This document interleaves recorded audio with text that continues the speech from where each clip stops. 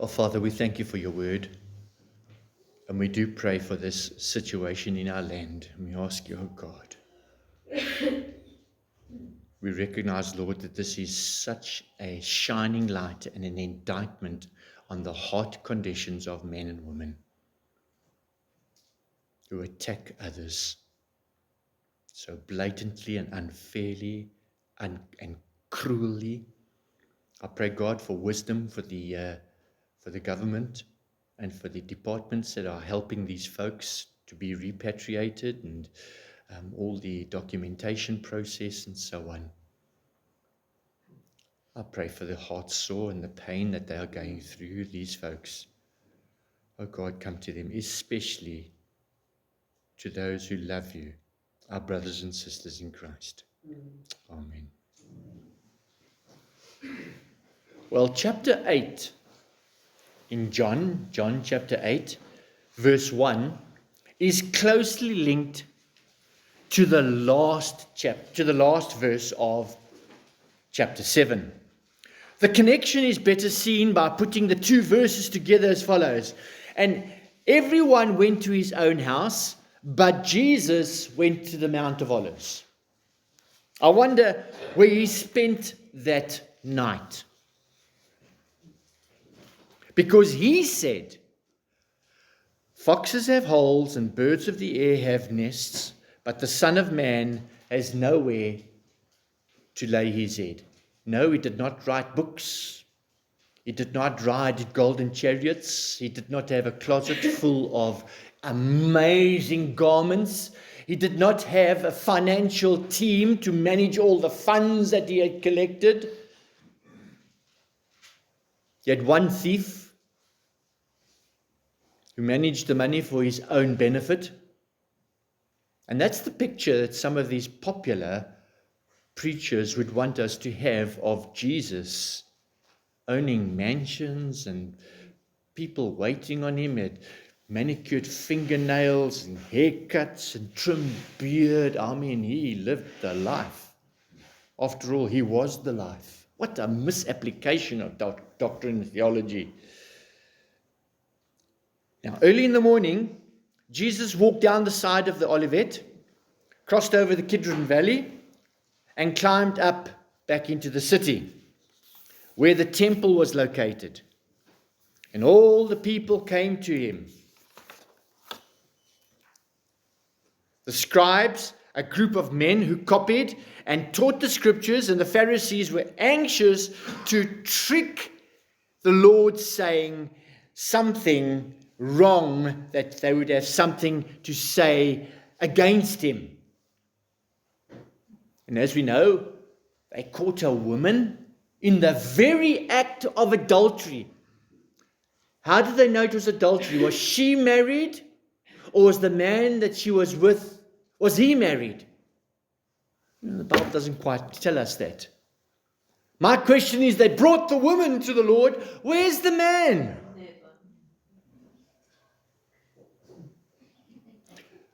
And they reminded the Lord that Moses in the law commanded that a person be taken in the act of adultery should be stoned to death. Again, where is the man? Motivated by their own wicked purposes, the Pharisees hoped the Lord would disagree with them. And so they asked him what he had to say, and they pressed him what he had to say. Let me just say, dear friends, adultery in the world is rife. You even have relationships that are open, where the husband and wife agree that they can have other partners. I can expect that from the world. But in the church, husbands, love your wives. Wives, honor your own husbands. Singular. You have one husband, one wife.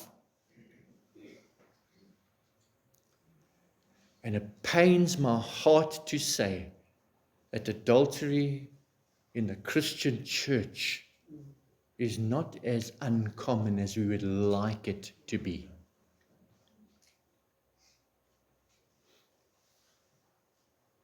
And so they asked him what he had to say. They thought that justice, the Roman justice, and the law of Moses demanded that she should be made an example of. Nice. Very selective. One commentator said, it comforts and quiets the depraved heart of man if he can only find a person worse than himself. He thinks the greatest sin of another excuses himself. And while accusing and blaming another, he forgets his own evil. He thus rejoices in iniquity. In verse 6, they had no real charge against the Lord and were trying to manufacture one. They knew that if he let the woman go free, he would be opposing the law of Moses. And they would accuse him of being unjust, a false prophet. And they are absolutely correct. If he opposed the law of Moses. Well, if on the other hand he condemned the woman to death, they might use this to show that he was an enemy of the Roman government, and they might also say that he was not merciful, because the Roman government reserved the right to put anyone to death. Jesus stooped down and wrote on the ground with his finger. There is absolutely no way of knowing what he wrote. So avoid those sermons. The Lord took me to a dream and he showed me what he wrote on the ground. And I've come to tell you today. I'm sarcastic about that because this is the level of exposition the church is starting to get from the pulpits. It's so sad. Dissatisfied with this, the Jews kept insisting that he makes a reply. So Jesus simply confirmed that the penalty of the law should be carried out. Yes, the law does say that. But, oh, I love the wisdom of our Savior, he says. It should be done by those who had committed no sin. He really challenged the heart, got to the heart issue. I marvel at our Lord's wisdom here. He upheld the law of Moses and he did not provoke the Romans. He used this to shine the light of righteousness on them. He did not say that the woman should be free from the penalty of the law. But what he did do was to accuse every one of those men of having sinned themselves. In this room, anyone who has no sin, you're wasting your time here. You shouldn't be here. We have all sinned and fallen short of the glory of God. For there is none righteous, no, not one. But what he did do was accuse every one of those of having sinned themselves, from the oldest to the youngest. Interesting. Even the youngest needed to know. They were hypocrites, very conveniently forgetting the law. Those who wish to judge others should be pure themselves. and there is none righteous, none pure but the Lord. Well, they showed the attitude that they were free from blame because everyone else has done things worse than us. But this verse does not excuse sin. Rather, it condemns those who are guilty, even though they have never been caught. There are many who cry and weep and are sorry, not for the sin, not for sinning against a holy God, but they have been caught.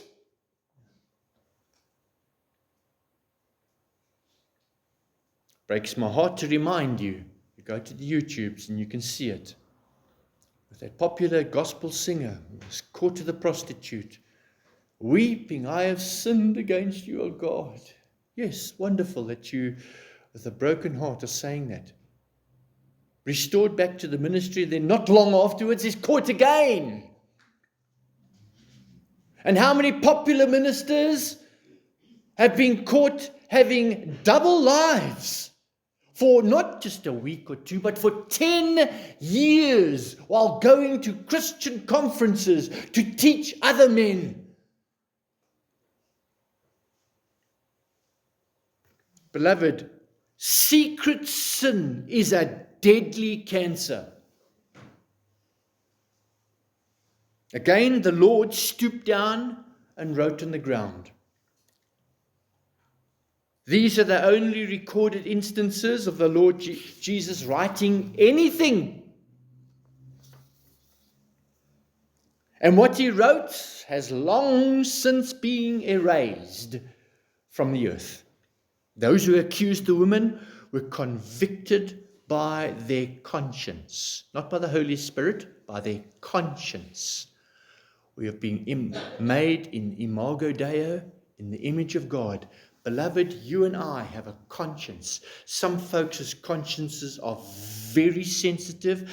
Others folks have done so many wicked and evil things for so long that their consciences are seared, and they'll do it in a click of an eye, no problem. And yet others would say, no, gee, I can't do that.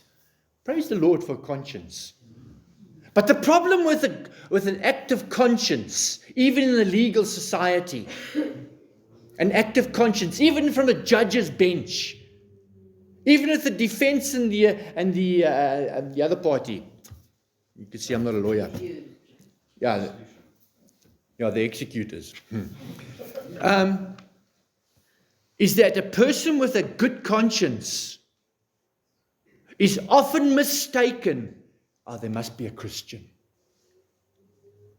And these people who have got good consciences, active consciences, are in the church, and they are very nice people. Really good, honest, upright people. Good mothers, good fathers, obedient children, loyal citizens.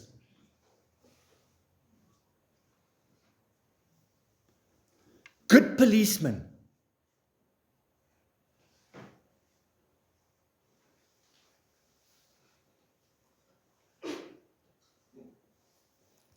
But when Jesus said that, they had nothing to say, and so they go away one by one because their conscience was cut. We need to pray.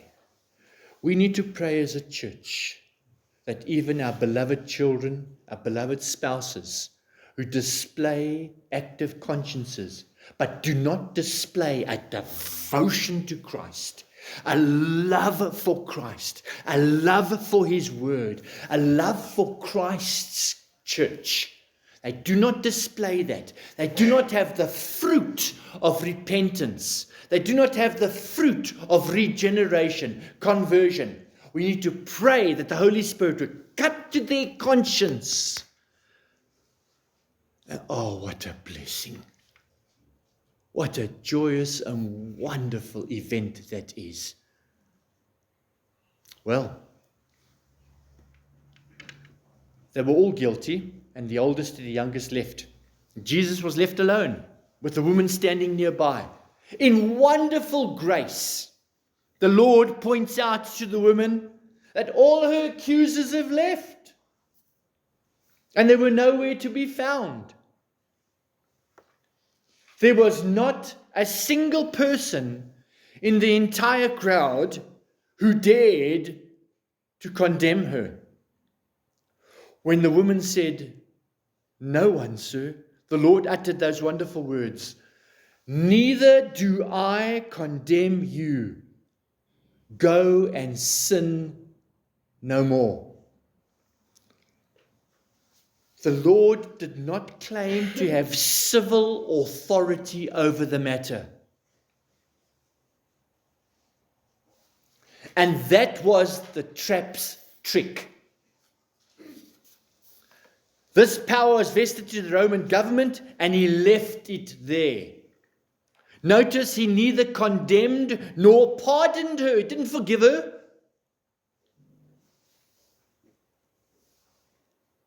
But he did issue a warning to her that she should turn from sinning. In the first chapter of John, verse 14, we read, John 1, verse 14.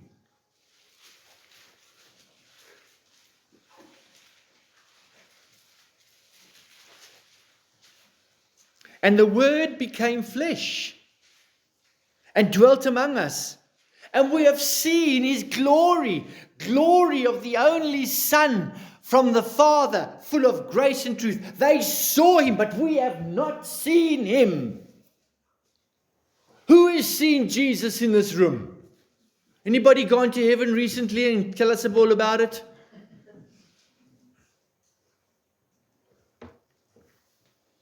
We learned that grace and truth came through Jesus Christ. Here was an example of that in the words, "Neither do I condemn you." You come to Jesus, no matter who's been laying in your bed, no matter what bed you have been laying in, come to him. He does not condemn you. You come to him. The Bible teaches us that he will not cast aside all those who come to him. Repent and experience his loving grace. Then the words, "Go, sin no more," are words of truth. The Lord did not say, "Go and sin as little as possible." Jesus Christ is God, and his standard is absolute perfection. He cannot approve any sin of any degree. And so he sets before her the perfect standard of God himself. Now that is the background and the events that occurred. Let's look at what this means to us. Did the crowd demonstrate contrite sorrow for their sin? Clearly not. There is a vital question we must answer today. We call it the homiletical question. Is this a pattern in your life? Confess, repent, and replace. Confess, repent, and replace. Sorrow, godly remorse, brokenness is such a precious thing. It leads us from admitting our sinfulness and confessing towards the direction of repentance towards God. Repentance is the act of changing our minds, resulting in the change of direction of our lifestyle and our decisions, changing our heart attitude towards sin. It's not merely feeling bad and seeing sin differently. It's not, oh, I've made a mistake kind of thing. Or it's much worse than that. You've offended, you have outraged a holy God. And there are many who are walking today with a God that is outraged with them, but yet in His grace and His mercy and His kindness, giving us time to repent. So it's not His fault if we die in that condition. Depart from me, I know you not. It's not merely feeling bad and seeing sin differently. It is seeing sin from God's perspective. This man was caught robbing a bank. He was in court, standing in front of the judge.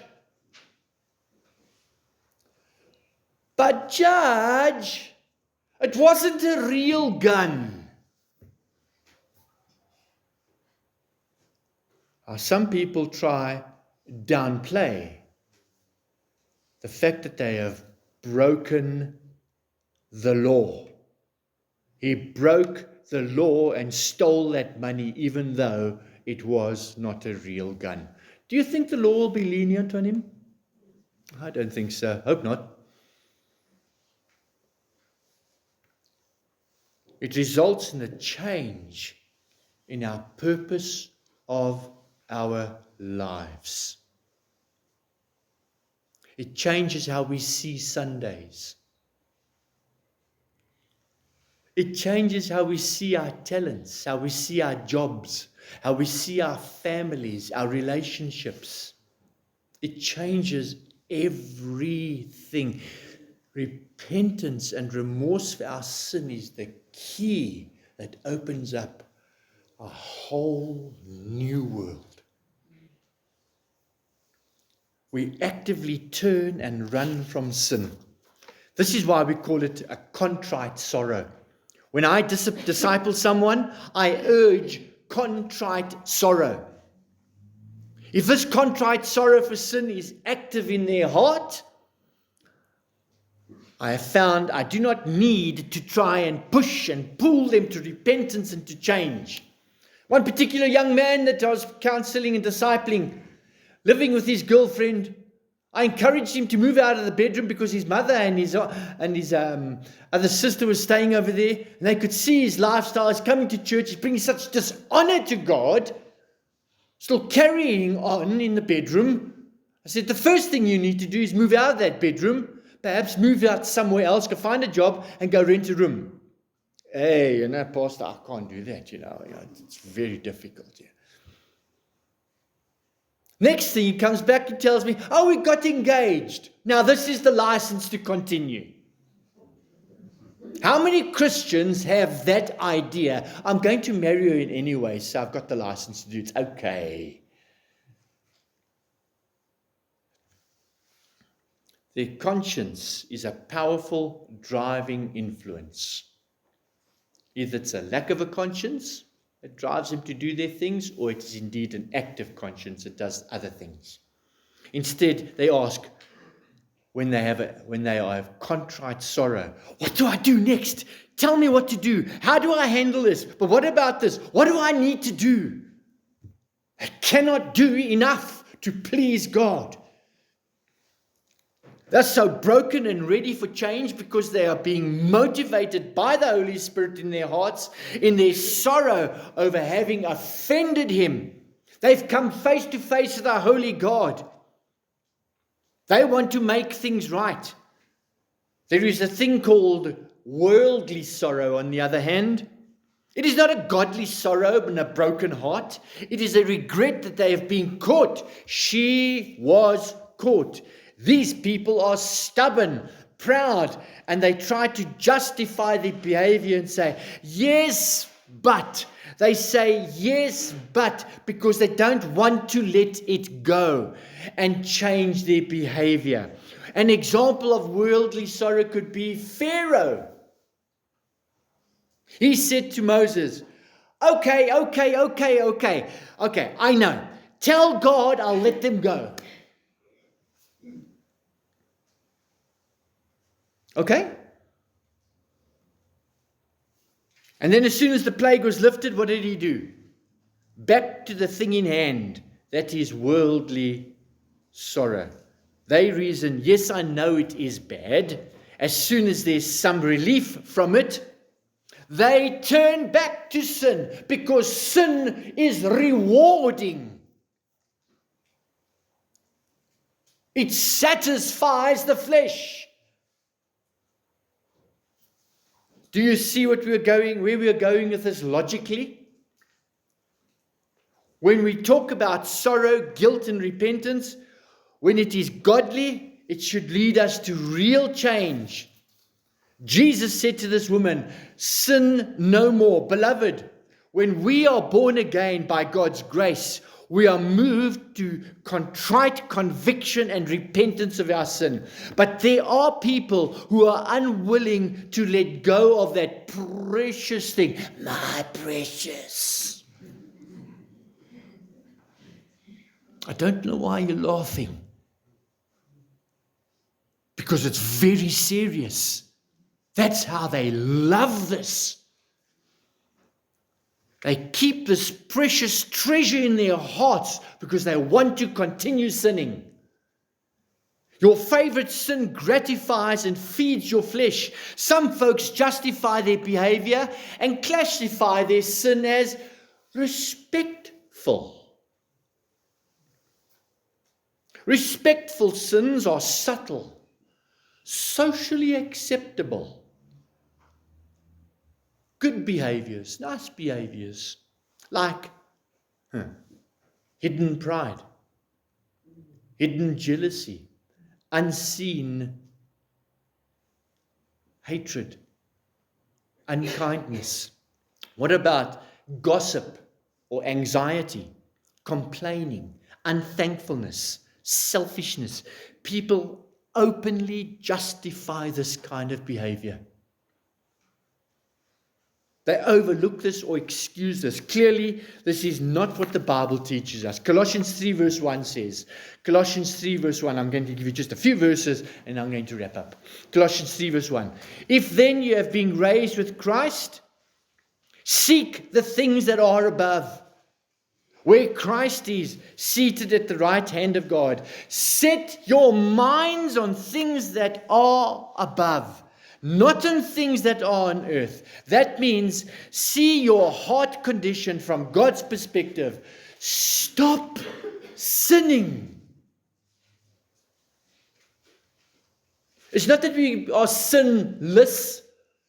Is that when we commit our devotion and our affection to Christ, we sin less and less and less by His grace.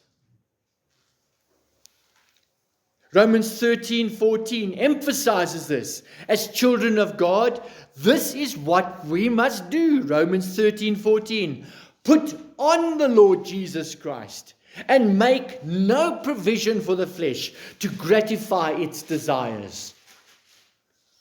Again, Ephesians 4:24. Ephesians 4:24. Put on the new self, created after the likeness of God in true righteousness and holiness. That woman was confronted as we are confronted today, and it's very uncomfortable. I recognize that. As believers, we are instructed to make a decisive choice. Turn from darkness, put on Christ like a well-fitted robe, and starve the old nature of every opportunity. Stop sinning. To be in Christ is to be so closely identified with Him. We strive with every effort to be obedient, to be holy. You know what holiness is? Holy. And I'll go to a monastery and that's holy. That's not holiness. Holiness is to be apart from the world, separated from the world.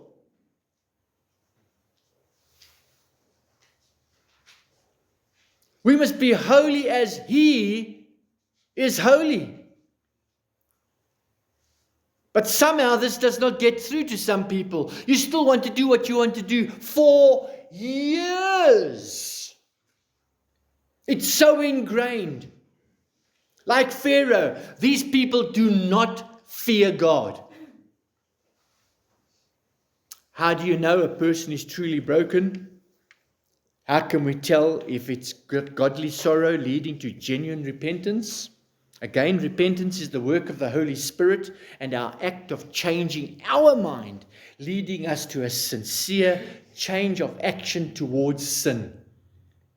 Then we will see sin from God's perspective, resulting in a change of attitude and a way of life from sin. There's a fire of earnestness, a sense of urgency in our hearts, a sacred flame. There is a diligence to turn away from that which is sinful and walk towards that which is right in the sight of God. They recognize how it hurts others. They're really broken and they really want to make changes. There's a simple prescription for this. Confess, repent, replace. I wonder if you could say that with me in your mind and your heart. Confess. Repent. And replace that behavior, those attitudes and those thoughts. The Holy Spirit's ministry today is exactly that. Convict for confession and take off sin and become like Christ. I want to encourage you from Romans 13:12. Romans 13:12. The night is far gone. The day is at hand. So then, let us cast off the works of darkness and put on the armor of light. Colossians 3:12. Put on then, as God's chosen ones, holy and beloved, compassionate hearts, kindness, humility, meekness, and patience. And verse 14. And above all these, put on love, which binds everything together in perfect harmony. How will they know that we are His disciples? By our love one for another. Even undocumented Christians.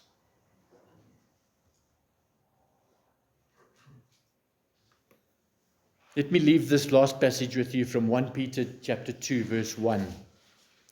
1 Peter chapter 2, verse 1. So, put away all malice and all deceit and hypocrisy and envy and all slander. Beloved, we need one another. Perhaps we need a one-on-one or a small trusted group to be able to relate to work through this. Take this home, the subject I've spoken about today. Take this home to the Lord and talk to Him about your secret sin. You can't hide that from Him. Talk to Him about your respectable sin. Ask the Holy Spirit to help you to stop sinning. Confess. Repent. And replace that. Amen.